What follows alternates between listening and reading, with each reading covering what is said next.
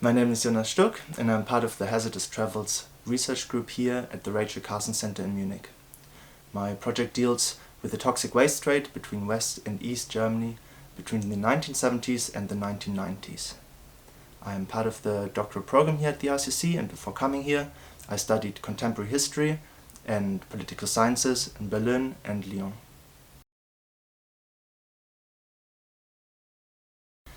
So in my project I deal with the externalization of environmental problems within the global north, which means we ship our own problems to another country.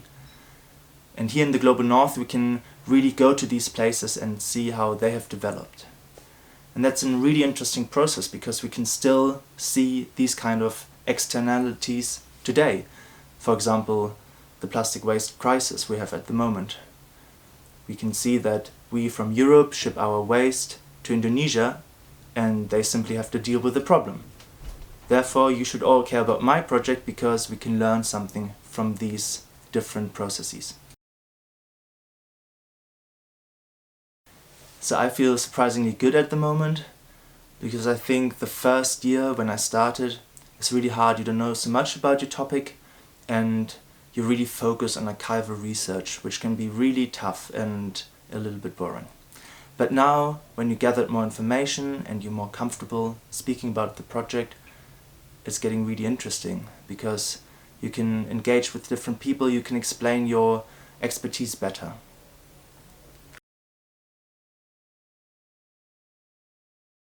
So I keep myself motivated in two ways. First of all, I look back to the beginning. And there I can really see where I come from this one simple narrative to more complex stories. For example, I met all these different actors during my research, and now it's much more complicated because they're all stakeholders in the stories and I want to give them an equal opportunity of taking the stage. And secondly, I really want to engage with a wider audience. And for me that means having different mediums rather than text to engage with us. Through, for example, an art exhibition, Twitter, or let's say a podcast. And that's really important to me because I don't want to stay in this academic bubble with my topic.